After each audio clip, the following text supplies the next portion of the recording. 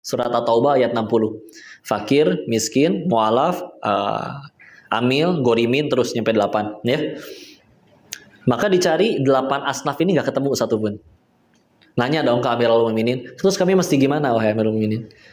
Cari orang yang mau haji, gak punya biaya, zakat yang biayain. Siap, cari keliling.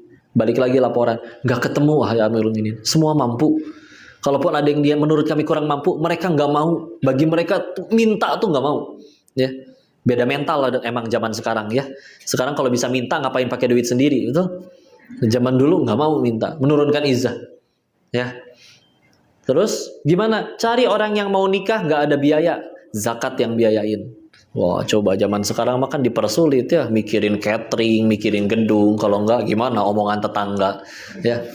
Padahal satu dunia memuji, Allah nggak ridho, ya tetap aja repot, ya.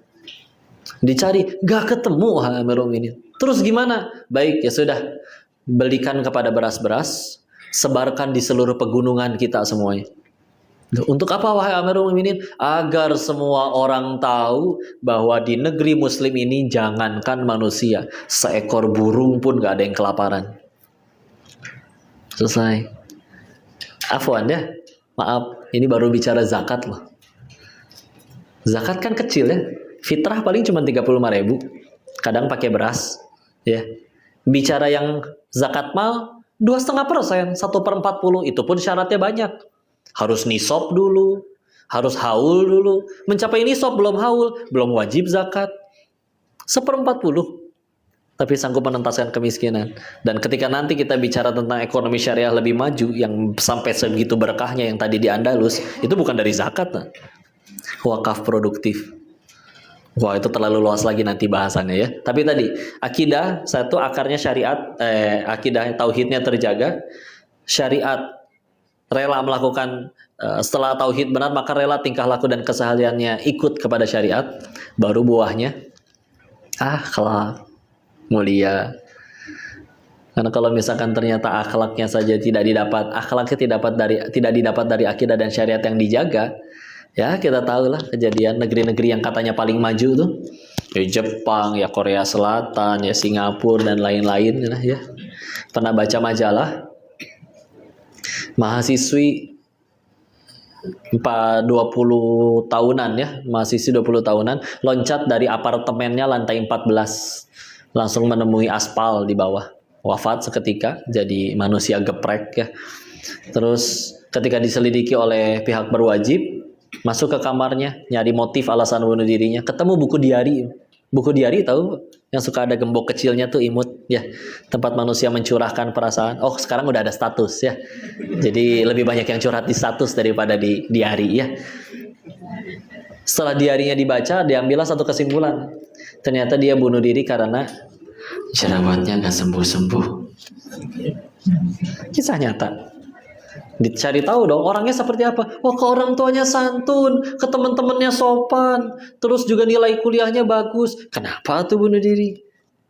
Alasannya satu, Tuhannya bukan Allah, Tuhannya penilaian manusia.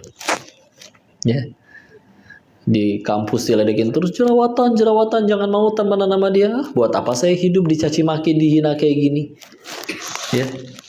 Kan kita luar biasa penilaian orang tuh kalau udah nyampe dijadikan ilah di hati kita ya, sampai lebih baik mati itu, hilang aja satu nyawa. Sehingga itulah jadinya orang yang katanya berakhlak dan dia berakhlak ya, sekolahnya bagus, ke orang tuanya santun, tapi akhlaknya tidak didapat dari akidah dan syariat yang dijaga. Apa hasilnya? Gampang stres, masalah sekecil apapun. Nah, kalau ada yang berkata, oh yang penting saya hatinya dulu berhijab. Gimana ceritanya? Ya, udah turutin dulu. Ah, tapi kok saya kalau berhijab, saya kok pengajian dikatain so alim lu, so soleha lu. Jawab, ya kita ngaji, kita menutup aurat bukan tanda alim, tanda pengen jadi alim. Berhasil nggak jadi alim? Nggak tahu. Allah tolong jadi, Allah nggak tolong ya udah, weh namanya ge hamba. Hasil mah gimana Allah aja. Kita nggak pernah disuruh nentuin takdir kok hidup. Ah, sok soleha, sok share hadis-hadis, ngerti juga enggak, sok soleha. Enggak. Sharing hadis bukan tanda orang soleha. Tanda pengen jadi soleha. Berhasil nggak jadi soleha? Nggak tahu. Allah tolong jadi, Allah nggak tolong ya udah. Nah, kita meninggal nggak disuruh ditentuin takdir. Denis, kamu meninggal harus centang biru ya? Enggak. Harus follower minimal berapa? Enggak. Harus udah pernah foto sama Raffi Ahmad? Enggak. Demi Allah enggak. Ya, gitu aja udah. Sehingga begitu kita bicara syariat, akidah, bertauhid, syariat dijaga, akhlak mulia. Apa kita pikir Rasulullah akhlaknya mulia gara-gara ikut seminar Mario Teguh gitu? Enggak, Bu, demi Allah. Ini pelajar kuliah kehidupan udah. Masalahnya tapi memang beliau yang paling bertauhid dan beliau juga bukan taat syariat, bahkan beliau jadi syariat. Ya kan? Kan hadis kan sunnah itu kan kalau secara ilmu nanti kita belajar ilmu hadis, usul fikih, jadi disebutkannya sunnah itu adalah apa yang disandarkan kepada Nabi dari ucapannya, tindakannya, ketetapannya, dan juga sifat-sifatnya.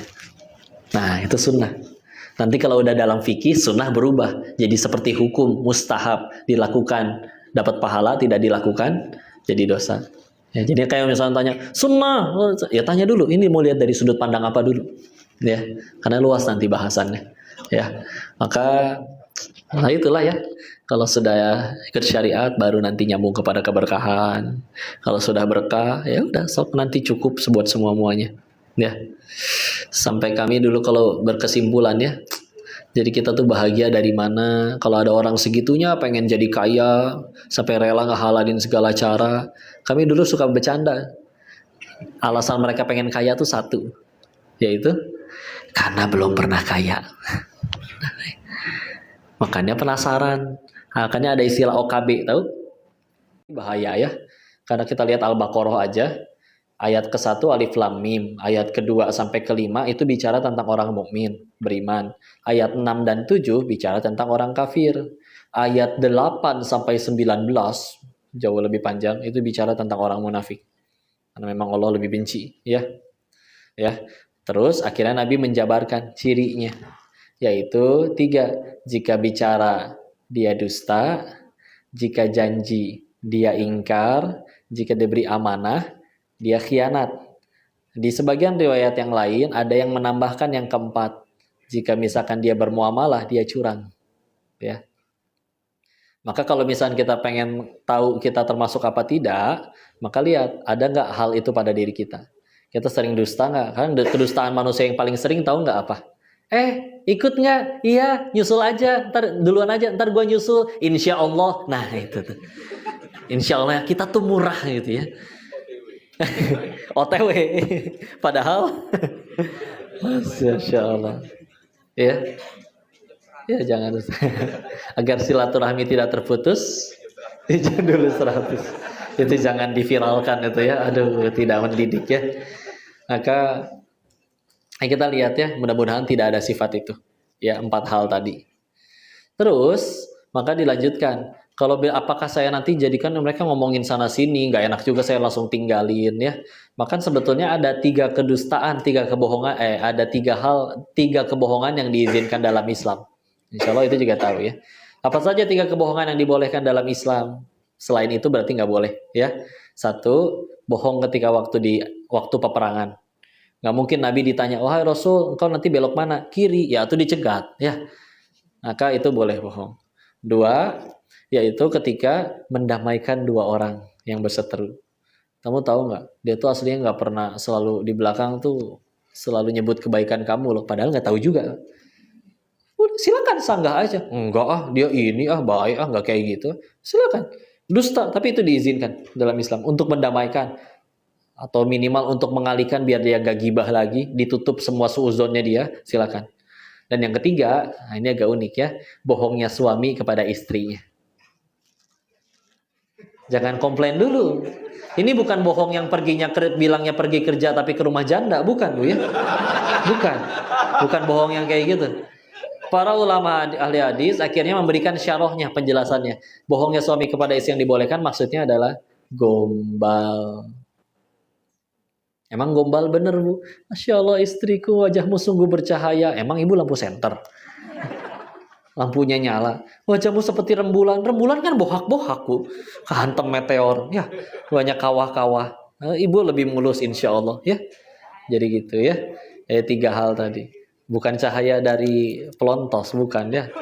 Bukan. Itu kalau habis tahallul itu menggugurkan dosa. Masya Allah. Alhamdulillah.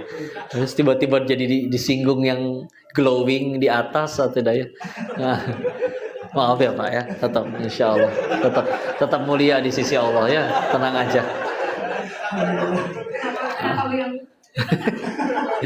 Enggak, aman. Jadi kita ngelihat dari situnya ya. Jadi selagi Bismillah kita tidak tergelincir kepada yang tadi ciri-ciri yang tadi, maka insya Allah mudah-mudahan tidak tergolong kepada yang seperti itu.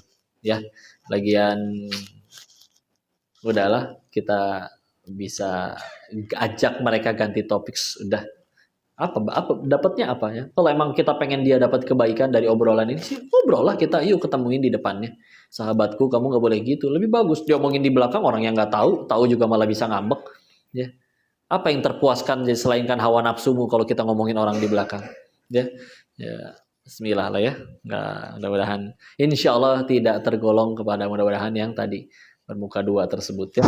Allahu a'lam bishawab. Mudah-mudahan bisa menjawab pertanyaannya. Yang ini sudah bisa menjawab ini soalnya mencatat dari jam 3 pagi Pak Ustaz. Oh, gitu. Baru mau hijrah. Rambutnya dibotakin, kalau rumah. Walaf ya ini. Walaf. Assalamualaikum warahmatullahi wabarakatuh. Waalaikumsalam warahmatullahi wabarakatuh. Semua. Sebenarnya saya ingin menanyakan terkait dengan banyaknya diskusi saya dengan beberapa teman gitu ya yang mungkin bisa kita non muslim. Terkait dengan syariat tadi. Kalau kita mengikuti syariat, istilahnya apa yang Allah mau dan kita mau, insya Allah kita bahagia.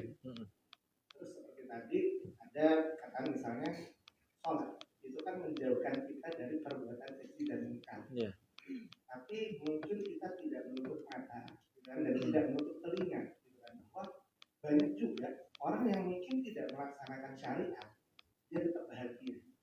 Dan even mungkin dia seorang non muslim yang tidak sholat, tapi dia tidak pernah melakukan perbuatan keji dan munkar. Seperti itu kan akhirnya menjadi sebuah perdebatan, gitu kan ya.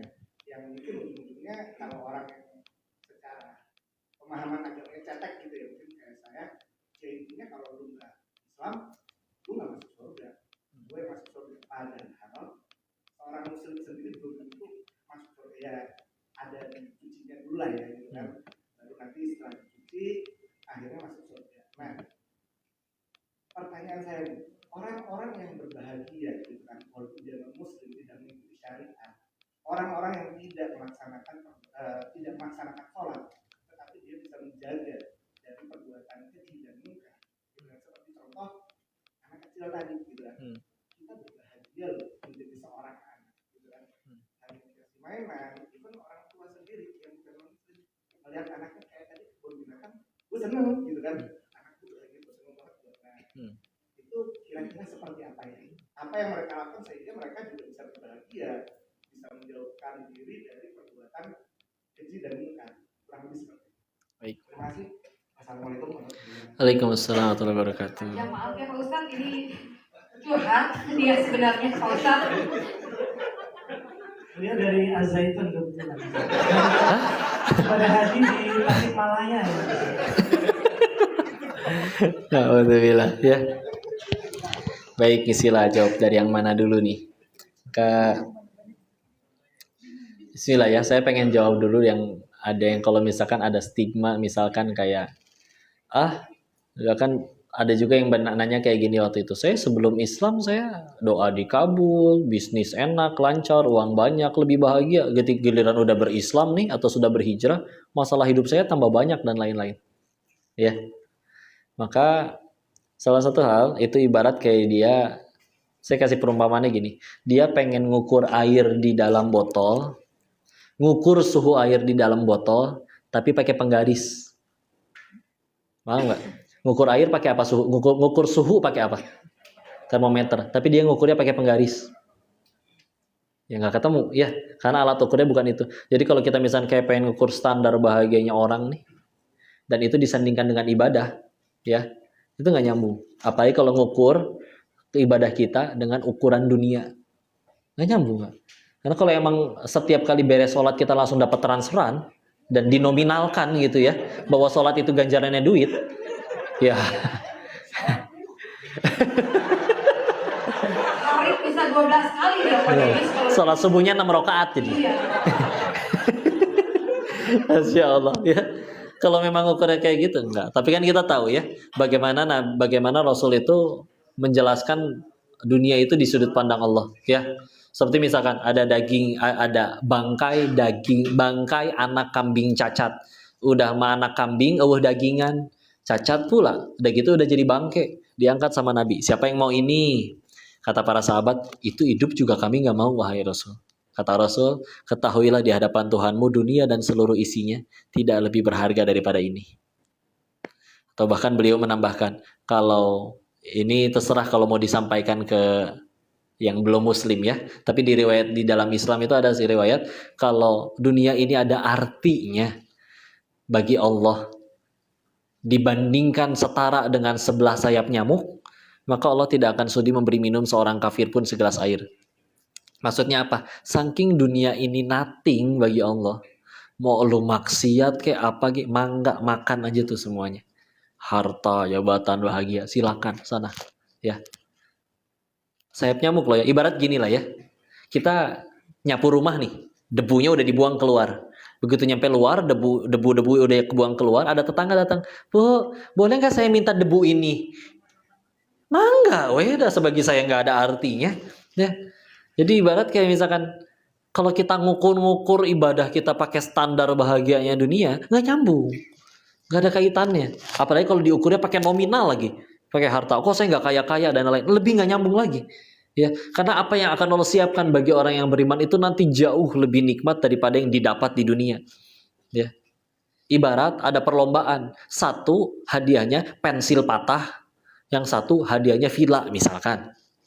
Terus ada orang yang udah juara lomba, mau diserahin villa, nggak mau, saya mau pensil patah ini. Ih kamu kenapa sih? Hadiah kamu tuh ini lebih bagus loh, lebih tinggi loh nilainya. Nggak mau, saya mau pensil.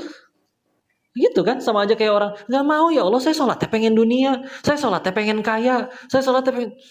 Nggak nyambung atuh dah. Ya, apa teh? Oh ini, ya. Nah, ini. Kecepatan dia. Ya kan? Kayak gitu. Sehingga akhirnya itu satu, nggak nyambung. Ya. Jadi kalau kita bayangin misalkan nanti surga gimana, dibayangin lebih lanjut juga, kita bayangin surga misalkan kira-kira enaknya kayak gini ya kok. Demi Allah itu bukan surga. Karena nikmat surga nggak bisa diukur pakai akal. Pasti jauh lebih nikmat daripada itu. Bahkan ada riwayat yang menyebutkan, ada Nabi bercerita di hadis yang cukup panjang, Rasulullah bersabda yang maknanya, ada orang yang seumur hidupnya selalu bahagia, nggak pernah lapar, miskin, kekurangan, dia bahagia di dunia, dicelupkan sejenak kepada neraka, lalu dikeluarkan lagi dan dia berkata, aku nggak pernah melihat kenikmat sama sekali seumur hidupku. Dan diambil orang yang seumur hidupnya menderita, lalu dia akhirnya dimasukkan ke dalam surga barang sejenak, lalu dikeluarkan lagi dan dia akan berkata, aku nggak pernah ngerasain sedih seumur hidupku. Ini baru gambaran ya. Tapi sekali lagi, apa yang bikin akhirnya diri ini izin? Saya lahir di keluarga Buddha. Nah, makan babi dari kecil, ya. Tapi sekarang udah enggak, ya.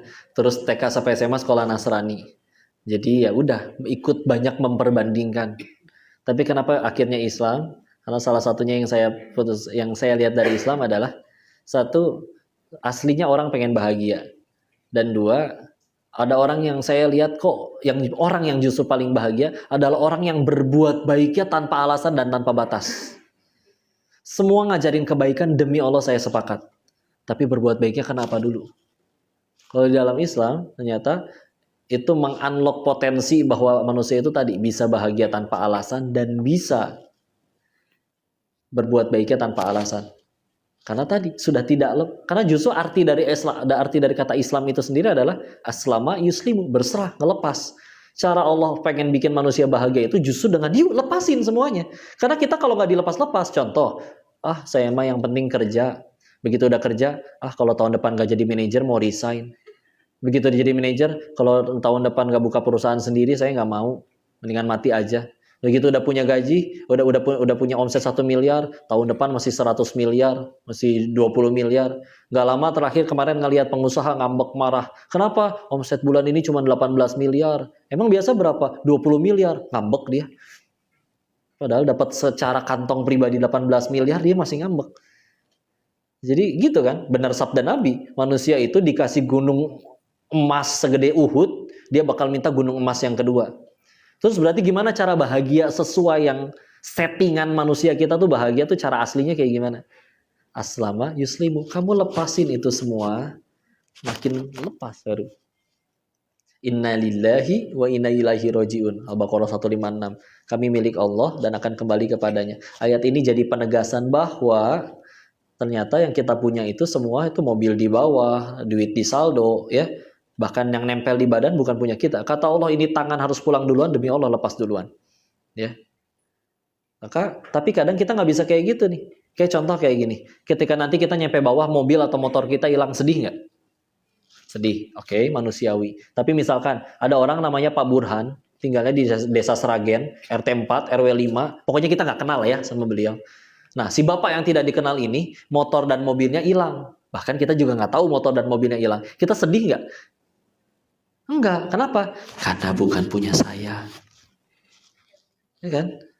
Berarti aslinya kapan sih kita sedih? Bukan ketika kehilangan. Karena kalau manusia kehilangan, sedih. Berarti satu orang kehilangan motor, satu planet bumi sedih harusnya. Kapan kita sedih? Ketika kehilangan sesuatu yang kita akui sebagai milik kita.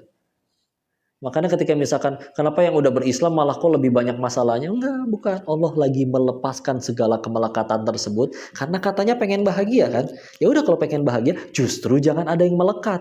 Jadi nggak punya alasan bahkan untuk kecewa. Sehingga kalau di dalam Islam ketemu tuh ada orang-orang yang seperti misalkan Abu Bakar As-Siddiq mimpin selama 2 tahun, dapat gaji 2 hari 1 kambing gajinya. Ya, setelah akhirnya meninggal, ngasih warisan, wasiat kepada anak istri, kepada keturunan.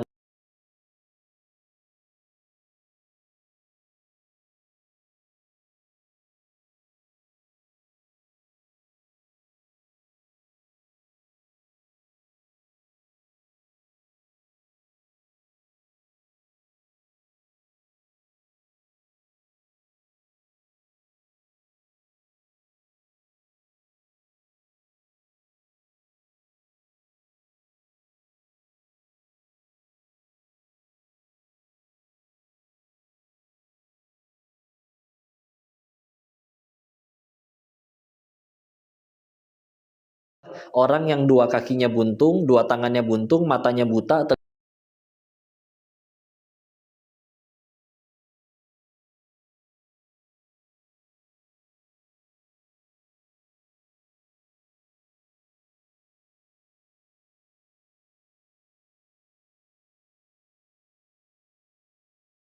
Maksiat, saya lagi dipermudah ke surga dong.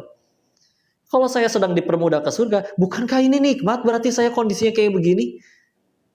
Yuk jujur-jujuran. Orang yang tadi katanya udah punya itu semua tuh, walaupun nggak sholat, nggak segala macam, terus akhirnya katanya dia bahagia, silakan. Kalau dia menjalani hidup seperti beliau, nggak punya kaki, nggak punya mata, nggak punya segala-galanya, bisa tetap bahagia juga. Kalau pengen jujur, ya. Tapi orang Islam bisa. Kenapa? Dia udah berserah melepaskan segalanya itu semua. Bahagianya bukan yang dia suka, tapi apa yang Allah suka. Sehingga berbuat baiknya tanpa batas, nolong orang yang nggak perlu alasan. Ya. Kadang kita orang bilang aku bahagia, tapi nolongin orang pas dianya balas susu dengan air tuba, liatin ya, suatu saat dia minta tolong lagi aku nggak mau bantu. Berarti nggak lillahi ta'ala dong bantunya. Dan kita berbuat baik bukan supaya dia suka, biar Allah suka. Jadi yang saya dapat dari Islam tuh itu, bahwa baiknya jadi unlimited, bahagianya jadi unlimited, tanpa alasan, tanpa batas. Yang selagi saya pernah mencoba ajaran yang lain, bahagia saya masih terbatas. Dan berbuat baiknya pun masih terbatas. Makanya tadi ranahnya 2 ya. Oke, ada orang yang masih bisa bahagia, tapi bicara berbuat baik tanpa batas, demi Allah nggak ada yang ngalahin Islam. Ya, wallahu a'lam bishawab. Mudah-mudahan bisa menjawab pertanyaannya. Semoga menjawab. Setelah ini bisa langsung syahadat ya kalau Emang belum Islam? Insya Allah hari ini Muslim 100%. Terima kasih kok atas sarannya. Di sini ini kalau gue mau langsung memimpin sholat maghrib. Ya belum, Islamnya belum sempurna. Oh. Sholatnya masih kurang-kurang Ah, aja. Kurang banyak. Sekali seminggu. Tadi bilang 2 pertanyaan dari wanita, tapi saya mau ada izin punten ada partner kita dari Lantup itu layanan untuk YouTube channel yang isinya adalah muslim ya, untuk layanan muslim. Bapak mungkin bisa jelaskan waktunya 5 menit Pak, kalau Bapak akan disuruh sama ibu-ibu yang punya 2 pertanyaan ya Pak. Assalamualaikum silakan, mudah-mudahan bisa manfaat ya. Alhamdulillah nahmaduhu wa nasta'inuhu wa nastaghfiruh wa na'udzu billahi min syururi anfusina. Assalamualaikum warahmatullahi wabarakatuh. Alhamdulillahi ajmain wa ba'du. Waalaikumsalam warahmatullahi wabarakatuh. Abdulusin selaku perwakilan dari Kalau nggak salah ada ke Banjarmasin, Semarang akhir bulan ini. apa itu laku? Laku adalah suatu platform Semarang akhir bulan ini insya Allah. mengisi akan suatu Ada di Undip kegiatan ya. tentang Di TikTok lagi diaturin jadwalnya nih. Ini kepalang beresin jadwal yang udah diterimain. Nanti pengen di tiap Selasa Rabu itu di rumah. Jadi nanti pada datang ke rumah ya di TikTok. dapat menginstal laptop itu di Play Store Ini ataupun lagi App di Store. daerah Atau Kuningan. bisa diakses melalui website, bisa dicari di carian Google yakni www.lahtub.com. Dan di situ Bapak Ibu bisa menjadi sebuah atau seorang konten kreator, menjadi seorang content Rumah di creator Bogor, muslim, di Cimahpar, Bogor. manfaat untuk umatnya. Insya Allah mudah-mudahan bisa ke Surabaya lagi diaturin jadwalnya. Sebaik-baiknya manusia. Ya, Sunda insya Allah tiasa. Umur saya lahir tahun 1991. Laptop ini hadir di kalangan kita. Kuningan kalau nggak salah tanggal 28 ya. Satu karya anak Purwokerto bangsa belum. yang menjadikan Banjarmasin teh November kali kalau nggak salah. Apa Desember. Atau bisa Jadi jadi Banjarmasin, Banjarbaru sama Palangkaraya nanti ada jadwal sana. bagi Bapak Ibu yang ingin mencari nuansa baru atau Balikpapan mencari belum. nuansa Islam, karena Ada yang sama 91 ya. ini hadir untuk menetralisirkan keadaan yang sudah ada.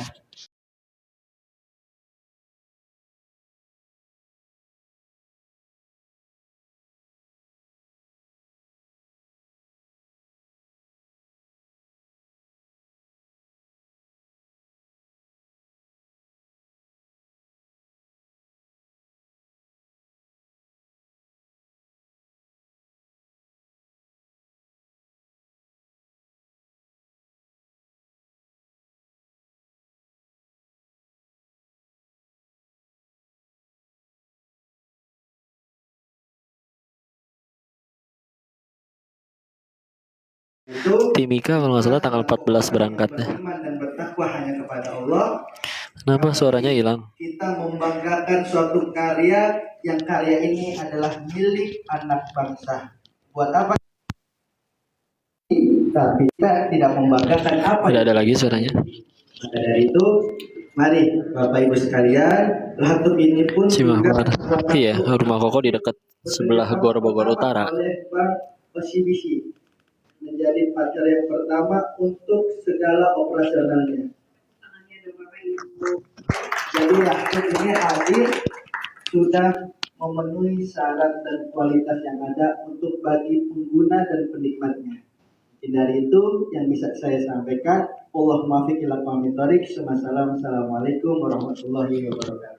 Waalaikumsalam warahmatullahi wabarakatuh. Nanti Pak 5 menit sekali. Oke, ibu-ibu sudah ada siapa? Ibu-ibu mah langsung foto aja kali ya. Mau foto Cukup atau waktunya. pertanyaan? Kalau sudah Udah lah. siap foto, langsung kita Udah. ke depan nih. Kalau mau nanya WA aja lah Bu lah. Udah. Koko mau kasih nomor teleponnya di sini? Kodio. Nah, yang balas bukan Koko ya. Jadi ada pertanyaan lagi. Wah, ibu, jangan nanya status Koko ya. Tadi dia bilang istrinya ya Bu ya. Bertanya Pak Ustaz. Waalaikumsalam. Ya, silakan. Assalamualaikum. Waalaikumsalam warahmatullahi wabarakatuh. Kan ada saya pernah baca hadisnya itu kalau surganya suami itu ada di Bunda, surganya istri itu ada di suaminya. Terus kalau istrinya cuma punya anak perempuan, surganya si istri ada di mana ya Pak? Dia harus cari anak lagi. Maaf ya Pak. Baik, istilah. Jadi maksudnya lebih tepatnya kalau anak laki-laki surganya ya ada ridho ibunya ya. Karena dibilang surga di telapak kaki ibu. Kalau yang istri, yang perempuan, nanti ketika sudah bersuami ada pada ridho suaminya. Terus kalau misalkan dia gimana tadi nggak punya anak perempuan, nggak punya anak laki-laki, ya kalau dia menikah nanti ke suaminya, ya anak perempuannya.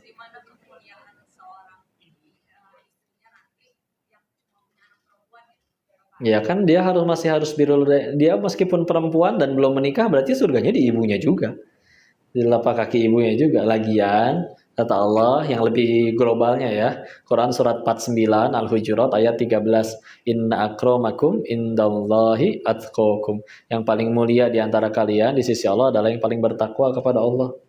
Nah, ketika udah takwa sama Allah itu otomatis. Oh, berarti kalau takwa nggak usah sopan ke orang tua. Oh, otomatis takwa pasti sopan ke orang tua, ya. Maka ya ketika perempuan lahir sebagai anak ya dia harus birrul walidain ke orang tuanya. Surganya masih di telapak kaki ibunya. Ketika menikah nanti pindah ke suaminya. Kalau laki-laki terus saja ke ibunya, nggak pindah ke siapa-siapa. Jadi gitu makanya. Jadi meskipun dia nggak punya anak laki-laki gitu ya, ya udah kan ibunya ada, kan lahirnya pasti dari seorang ibu. Maka ya udah dia masih harus menggapai ridho ibunya, ya meskipun nggak punya anak laki-laki. Atau yang dimaksudkan lain? Kayak ibu saya cuma punya anak perempuan gitu. Dia melepas semua anak perempuannya ke kan banyak amalan lain yang luar biasa. Ketika misalkan dia meskipun mohon maaf meninggal ditinggal suaminya dan ngebesarin anak-anaknya sendiri, dikira itu ngasuh anak bukan pahala.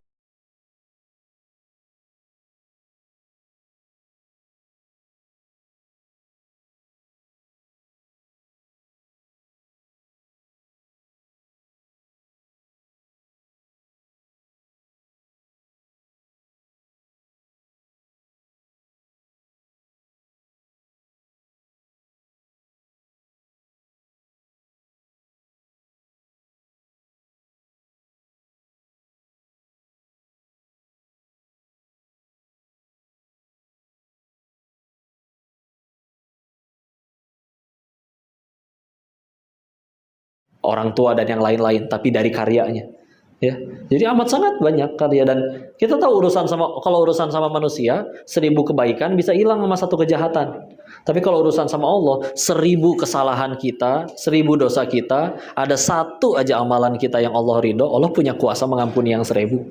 Ya, jadi begitu banyak ya, sehingga akhirnya dengan 1 itu saja, tapi yang punya surga ridho kita ke surga, udah lolos aman ke surga. Meskipun ya istilahnya ya, jadi amalan tuh amat sangat banyak ya, meskipun nanti kondisinya seperti apa. Yang bikin beliau nggak punya anak laki-laki juga Allah kan? Iya kan? Masa Allah jadi jahat kepada dirinya, kan nggak mungkin ya. Maka tenang, bismillah, pasti tetap Allah ganjar kebaikannya seluruhnya dengan amal soleh ya, dengan pahala yang luar biasa insyaallah. Amin ya rabbal alamin. Wallahu a'lam bishawab. Jazakallah khair Ustaz. Tibalah kita di penghujung acara ya. Yuk. Teman-teman sekalian, karena waktu yang ditunggu-tunggu untuk bisa berfoto bersama. Ayo tajam-tajam ya, siap-siap kita mau berfoto bersama. Kalau gini langsung. Baik, dihapusin, ditutup dulu ya. Makasih.